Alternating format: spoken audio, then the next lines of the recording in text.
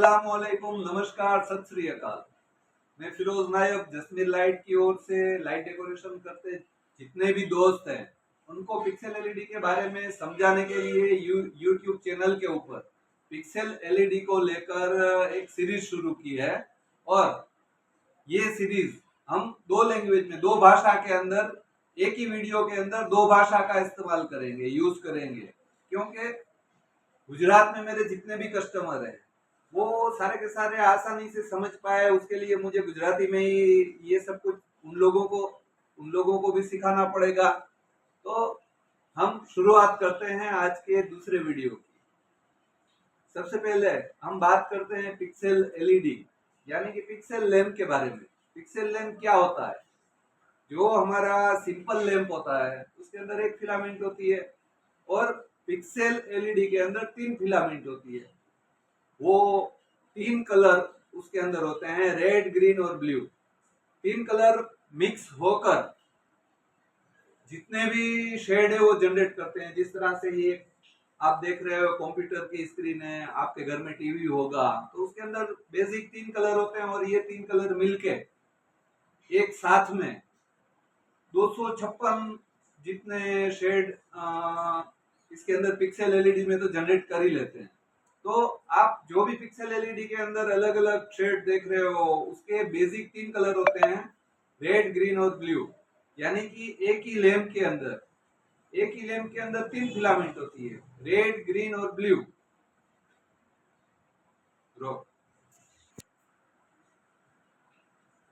अब हम आगे बढ़ते हैं। पिक्सल लैंप क्या होता है? तो आपके लिए, आपकी जानकारी हो उसके लिए, इस तरह के पिक्सल लैंप भी मार्केट में अवेलेबल है। तो वो किस तरह से होते हैं वो मैं आपको इसे तोड़ के ये मैं आपको दिखाना चाहता हूँ। ये लैंप है। इस लैंप में आप देख पा रहे होंगे कि चार लेग हैं। एक लेग है, वो लेग है कॉमन, और बाकी के तीन लेग हैं वो आरजीबी के लिए हैं और उसके अंदर एक चिप लगा हुआ है। હવે આપણે ગુજરાતીમાં તમને સમજાવીએ કે જે રીતે એક લેમ્પ હોય છે, આપણે લેમ્પનો ઉપયોગ કરીએ છીએ, ઘરમાં કરીએ છીએ, બહાર કરીએ છીએ, એમાં એક ફિલામેન્ટ હોય છે, જ્યારે કે આ લેમ્પમાં ત્રણ ફિલામેન્ટ હોય છે।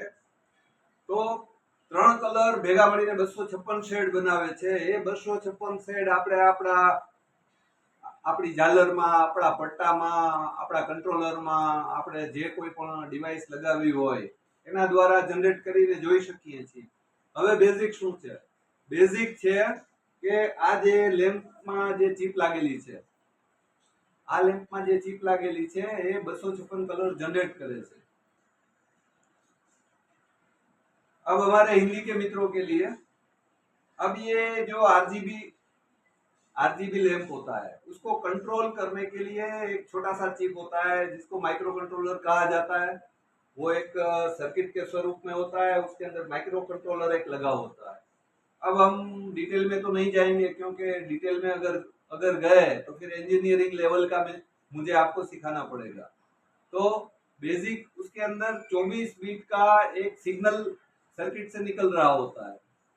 सर्किट से 24 बीट का एक सिग्नल निकल रहा होता है जो एक लैंप में जाता है।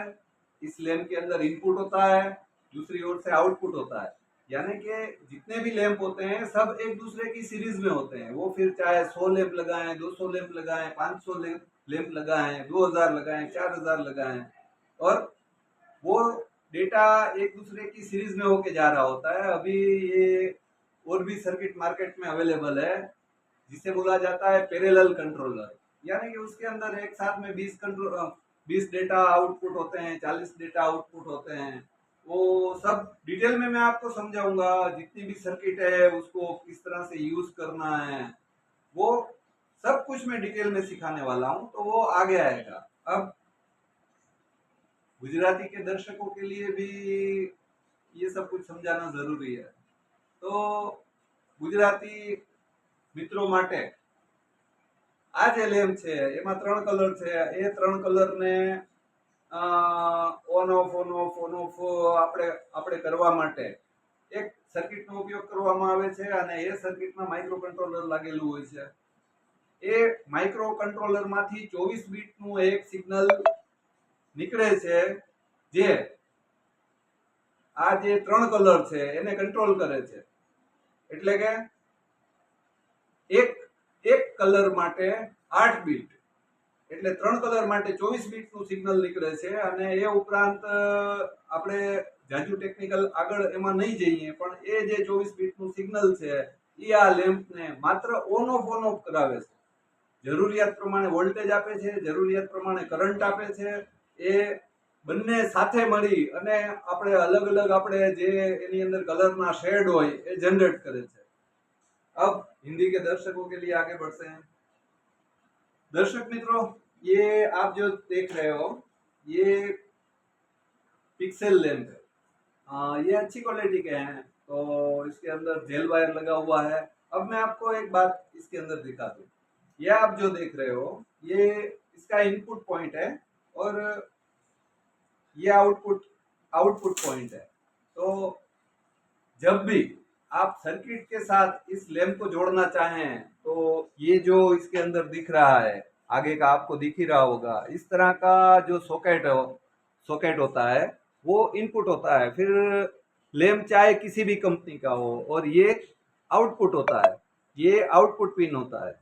यानी कि सब लैंप यहाँ से यहाँ सीरीज में है, उसके बाद यहाँ से यहाँ सीरीज में है. ये लैंप अगर खराब हुआ तो बाकी के सारे बंद हो जाएंगे. आगे मान लो ये खराब हुआ तो आगे के ये सारे बंद हो जाएंगे. तो ये सारे जितने भी लैंप होते हैं वो एक दूसरे की सीरीज में होते हैं. ગુજરાતી દર્શકો માટે આ તમે હિન્દીમાં સમજી તો ગયા જશો, તો એકવાર સમજાવું કે જ્યારે તમે માર્કેટમાંથી પિક્સેલ લ્યો અને આ ટાઈપનું જે સોકેટ હોય એ ઇનપુટ હોય છે. ઇનપુટ એટલે કે સર્કિટમાંથી જે સિગ્નલ નીકળે એ આ જે અંદર ચિપ લાગેલી છે એના ઇનપુટમાં દેવાનું હોય છે, અને એના ઇનપુટમાં થઈ આ આઈસીમાંથી થઈ ડેટા આગળ જાય છે, સિરીઝમાં બીજા લેમ્પમાં જાય છે, બીજા લેમ્પમાંથી ત્રીજા લેમ્પમાં જાય છે, એવી રીતે આગળ વધે છે. વચમાં ક્યાંય પણ સર્કિટ બ્રેક થાય, એટલે કે માની લ્યો કે અહીંથી વાયર તૂટી ગયો અથવા આઈસી ખરાબ થઈ ગઈ, તો સર્કિટ બ્રેક થાય છે અને ત્યાર પછી આગળ ડેટા નથી પહોંચતો અથવા પાવર નથી પહોંચતો, એટલે આગળનો ભાગ બંધ રહે છે.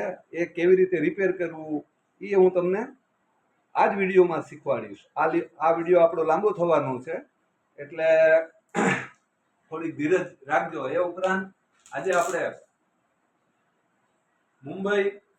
મુંબઈની એક પાર્ટી છે કે લાઇટ ડેકોરેશનને લગતી ઘણી બધી વસ્તુઓનું પ્રોડક્શન કરે છે. એના વિશે હું તમને જાણકારી આપીશ, એમનું એડ્રેસ, એ ઉપરાંત એમની જેટલી પ્રોડક્ટ છે એના વિશે હું તમને જાણકારી આપીશ. તમે ડાયરેક્ટ ત્યાંથી મંગાવી શકશો. હવે आज बात हिंदी ना दर्शकों માટે. आज ये हमारा जो वीडियो है वो थोड़ा लंबा होने वाला है, क्योंकि मैं इसमें आपको डिटेल में सब कुछ समझाने वाला हूँ. किस तरह से इसका यूज करते हैं, ये खराब होने पर इसको किस तरह से रिपेयर करते हैं, इसका हम आज के वीडियो में प्रैक्टिकल करके भी देखेंगे. यहाँ पर कुछ मेरे पास खराब बेल्ट पड़े हुए हैं, उसको मैं आपको रिपेयर करके दिखाऊंगा. और एक बात ये कि मुंबई और उल्लासनगर, वहाँ के एक हमारे व्यापारी भाई हैं जो ये सारी चीज़ों का प्रोडक्शन करते हैं, लाइट डेकोरेशन, चेजर, सीरीज वगैरह का प्रोडक्शन करते हैं. तो मैं उनके बारे में भी आज आपको सब कुछ बताने वाला हूँ. आप वहाँ से डायरेक्ट परचेस कर सकते हो, उनके पास से ये सारी चीज़ें मंगवा सकते हो. ये वीडियो के आखिर में मैं उनका एड्रेस भी दे दूंगा. अब हम आगे बढ़ते हैं. अब लैंप के बारे में हम जानते हैं. लैंप बहुत सारे प्रकार के होते हैं. उसके अंदर 28-11 लैंप आते हैं, 28-12 आते हैं, 28-12B आते हैं. इस तरह के लैंप होते हैं.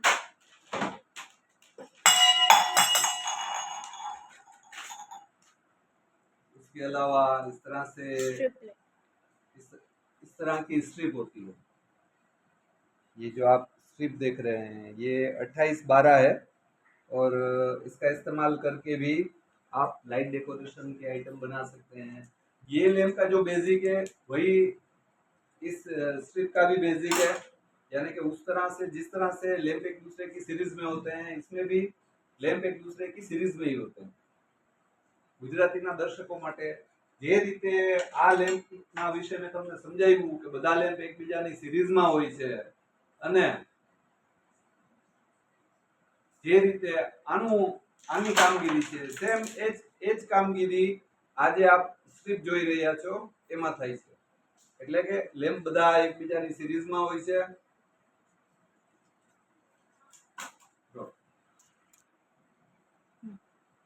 अब आपको प्रैक्टिकल करके दिखाने के लिए ये सारा सेटअप लगा दिया है। ये सोल्डरिंग आयरन, ये पावर सप्लाई, उसके अलावा ये जो मैं आपसे कह रहा था कि मेरे पास बेल्ट पड़ा हुआ है, तो ये सब कुछ किस तरह से काम करता है, इसके अंदर फॉल्ट क्या है, ये अब हम ढूंढते हैं और आपको ये रिपेयर करके दिखाता हूँ और सब कुछ समझाता हूँ डिटेल में। तो हम आगे बढ़े अपने सेटअप के ऊपर। ये ગુજરાતીના મિત્રો માટે મિત્રો આ એક બેલ્ટ છે જે બેલ્ટ ખરાબ છે અને આપણે રિપેર કરશું। આ પાવર સપ્લાય છે એને કેમ ચેક કરવું, આ જે સર્કિટ છે એ કેવી રીતે લગાડવી અને એલઈડી માં કેવી રીતે આના કનેક્શન અંદર કરેલા છે એ હું તમને ડિટેલમાં સમજાવીશ અને આનું રિપેરિંગ અત્યારે रिपेयरिंग करी અને આને કેમ રિપેર કરાય સમજાવી। दोस्तों आप ये जो देख रहे हो ये एसी केबल हमने लगा दिया, ये पावर सप्लाई है, उसके अंदर ये सर्किट लगी हुई है। अब ये सर्किट को 5 वोल्ट मिलना चाहिए, 5 से लेके 6 वोल्ट इसको दिए जाते हैं। ये जो सर्किट आप देख रहे हो इसमें ये जो रेड कलर है ये पॉजिटिव सप्लाई है, ये वाइट ब्लू वगैरह देख रहे हो ये नेगेटिव सप्लाई है और बीच में से ये जो माइक्रो कंट्रोलर से सिग्नल निकल रहा है यानी कि डेटा निकल रहा है और एलईडी में जा रहा है। और एलईडी को डिज़ाइन के लिए जो सिग्नल प्रोवाइड करता है ये डेटा यहाँ से जा रहा है। अब हमें इसका टेस्टिंग किस तरह से करना है, सबसे पहले हम ये मल्टीमीटर ले लेते हैं।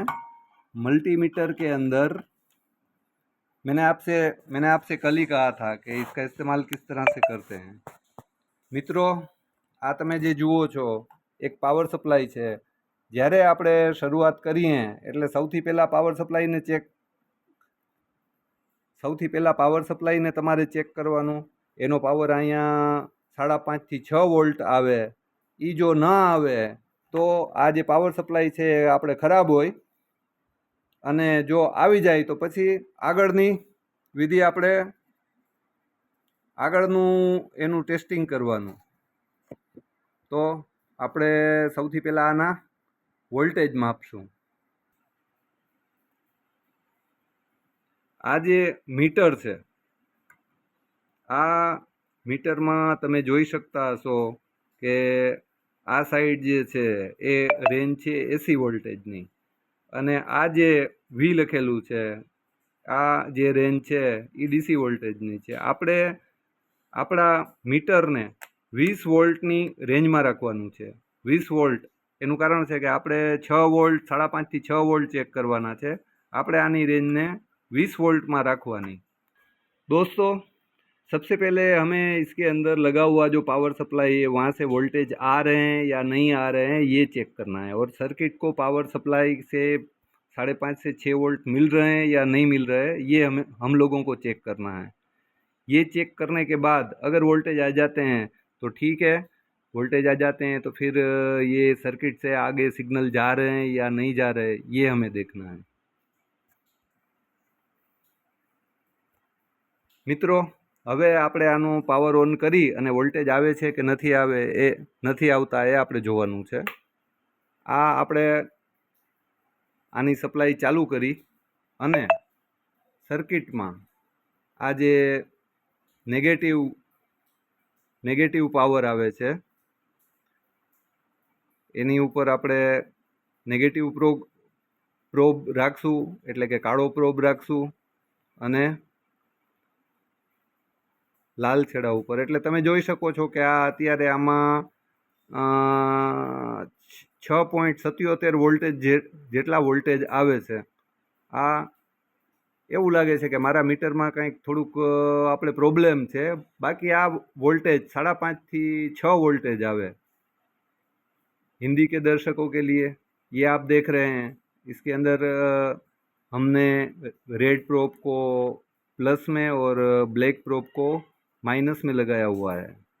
तो यहाँ पर ये 6.5 वोल्ट आ रहे हैं. ये वोल्ट 5.5 से 6 आने चाहिए, पर हो सकता है कि ये मेरे मीटर में कुछ इसके अंदर प्रॉब्लम हो, यानी कि यहाँ पर वोल्टेज आ गए हैं और ये हमारा जो बेल्ट है इसने अपना काम करना शुरू कर दिया है. अब हम आगे बढ़ते हैं. મિત્રો, હવે આપણે આગળ વધશું. આમાં તમે જોઈ શકો છો કે ડિઝાઇન નહીં પડે છે.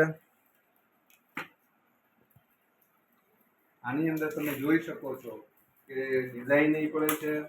હવે આ બધા લેમ્પ એકબીજાની સિરીઝમાં હોય એ તો મેં તમને પહેલા જ જણાવ્યું હતું. એટલે હવે આ ક્યાં સુધી ચાલુ છે એ આપણે જોઈ લઈએ. આ અહીંયા સુધી ચાલુ છે અને આ લેમ્પ અહીંથી બંધ છે.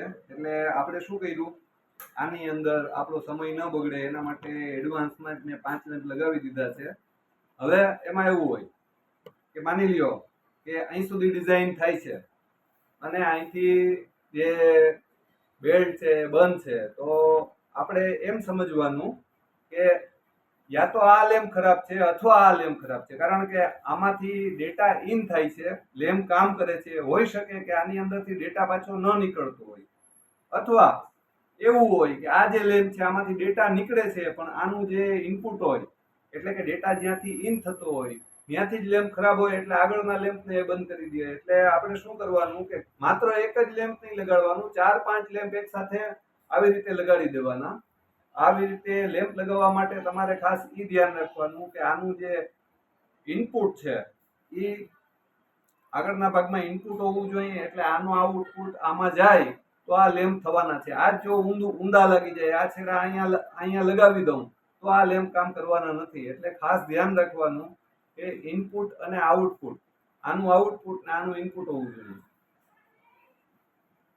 हिंदी भाषा के दर्शकों के लिए मैं आपको एक बात बताऊं कि यहाँ से जो 2 लैंप है, ये आखिर वाला लैंप है जो ऑन है और यहाँ से लैंप बंद है. तो मैंने क्या किया, एक साथ में 4 से 5 लैंप लगा दिए. इसकी वजह है कि हो सकता है कि ये लैंप भी खराब हो, ये लैंप भी खराब हो, ये लैंप भी खराब हो, तो एक साथ हमें 3-4 लैंप भी इसके अंदर बदलने पड़ सकते हैं.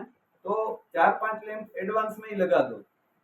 आपको ध्यान ये रखना है कि ये लैंप का आउटपुट है, तो ये जो आपने नया लैंप लगा रहे हो ये इसका इनपुट होना चाहिए. अगर इसको उल्टा लगा दोगे तो ये लैंप ऑन नहीं होंगे. तो आपको सिर्फ इतना ख्याल रखना है कि इसका आउटपुट और दूसरे लैंप का इनपुट होना चाहिए. अब हम आगे बढ़ते हैं और ये जो लैंप हमने यहाँ से कट कर दिया है उसके बाद के लैंप में इस लैंप के कनेक्शन करके देखते हैं. मित्रों, આપણે लैंप जोड़ी दीधा है, सोल्डर कर दीधु है. दोस्तों, हमने ये जो लैंप है उसको सोल्डर कर दिए हैं और अब इसको ऑन करके देखते हैं. अब ये लैंप अगर खराब होगा तो ये ऑन नहीं होगा, और ये लैंप अगर सही होगा तो फिर आगे के लैंप ऑन हो जाएंगे. हम इसको करते हैं ऑन. हाँ, आप ये देख रहे हो, ये आगे के लैंप ऑन हो चुके हैं. तो हम क्या करेंगे, हम ये इतने सारे लैंप जो हमने लगाए हुए हैं यहाँ से लैंप को काट के उसका यहाँ पर सोल्डर कर देंगे. एक लैंप लगा देंगे तो बाकी का आगे का जो हमारा बेल्ट है ये ऑन हो चुका है. મિત્રો, આ તમે જોઈ રહ્યા છો, આપણે આ એક લેમ્પ બદલાવ્યો, લેમ્પ બદલાવતા જ આગળના લેમ્પ ચાલુ થઈ ગયા છે. એટલે પિક્સેલ પટ્ટામાં સામાન્ય રીતે એક બે લેમ્પ જ ખરાબ થાય છે. કોઈ વાર વીજળી પડે કે પાવર વધી જાય તો આખો જે બેલ્ટ હોય એ ખરાબ થાય છે. અને સારી કંપનીના લેમ્પ હોય તો એ તો 4-5 વર્ષ સુધી એને કશું થતું નથી. ઓરિજિનલ કોપરમાં લ્યો, જેલ વાયરમાં લ્યો તો એ લેમ્પ खराब થવાની शक्यता बहुत ओછી હોય છે. तो मित्रों, दोस्तों, आपने ये देखा कि ये लैंप ऑन हो चुका है और अब इस तरह से आप सिर्फ एक या दो लैंप बदला के अपनी बेल्ट, निवाड़ या कुछ भी रिपेयर कर सकते हैं. इसके अंदर एक दूसरी डिटेल में आपको ये बताना चाहता हूँ कि मेन होता है इसके अंदर पावर. इसके अंदर पावर आ रहा है, वोल्टेज आ रहे हैं या नहीं आ रहे हैं, ये आपको देखना है. तो दोस्तों, आपने देखा ये एक लैंप बदलने से ही ये बेल्ट है वो ऑन हो गया. तो इस बेल्ट में सामान्य तरीके से इस तरह के फॉल्ट आते हैं. एक लैंप खराब होता है, दो लैंप खराब होते हैं, बहुत मुश्किल से ये सारे लैंप एक साथ में खराब होते हैं. तो आपको सिर्फ इसमें ये देखना है कि इसके अंदर वोल्टेज आ रहे हैं या नहीं आ रहे. इसकी सर्किट खराब होने के चांसेस बहुत ज्यादा कम होते हैं. ये इसकी सर्किट मुश्किल से खराब होती है. अगर उसके अंदर पानी चला जाए या फिर वोल्टेज बढ़ जाए तभी इसकी सर्किट खराब होती है.